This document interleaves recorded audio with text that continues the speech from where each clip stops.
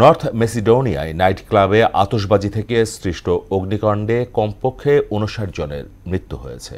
এদিকে যুক্তরাষ্ট্রের দক্ষিণ পূর্বাঞ্চলে টর্নেডোর আঘাতে ৩৪ এবং মিয়ানমারের সরকারি বাহিনীর বিমান হামলায় ২৭ জন নিহত হয়েছে। অন্যদিকে ইয়েমেনে হুতি বিদ্রোহীদের লক্ষ্য করে চালানো মার্কিন বিমান হামলায় মারা গেছে ৩১ জন। বিস্তারিত কাজী শাহরিনের ডেস্ক রিপোর্টে।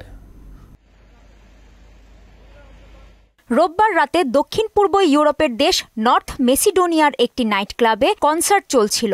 অনুষ্ঠান চলাকালে ক্লাবের ছাদে একদল তরুণ আতশবাজিতে মগ্ন হলে আচমকা আগুন ধরে যায় এবং দ্রুত ভবনে ছড়িয়ে পড়ে। এতে মারা যায় অর্ধ শতাধিক মানুষ আর আহত হয় শতাধিক। যুক্তরাষ্ট্রের দক্ষিণ পূর্বাঞ্চলে শক্তিশালী টর্নেডোর আঘাতে ৩৪ জনে উন্নীত হয়েছে প্রাণহানি। সবচেয়ে বেশি ১২ জনের মৃত্যু হয়েছে মিজৌরি রাজ্যে। রোববার মিজৌরি, মিশিগান, ইলিনয়েস ও কানসাসে আঘাত হানে টর্নেডোটি।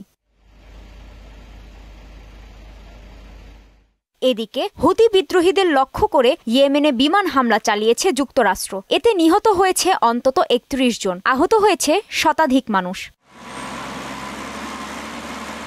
অন্যদিকে মিয়ানমারের উত্তরাঞ্চলীয় মান্দালয় প্রদেশের একটি গ্রামে বিমান হামলা চালিয়েছে জান্তা বাহিনী। এতে কমপক্ষে ২৭ জন নিহত ও ৩০ জন আহত হয়েছে। গ্রামটি দীর্ঘদিন ধরে মান্দালয় পিপলস ডিফেন্স ফোর্স নিয়ন্ত্রণ করছে।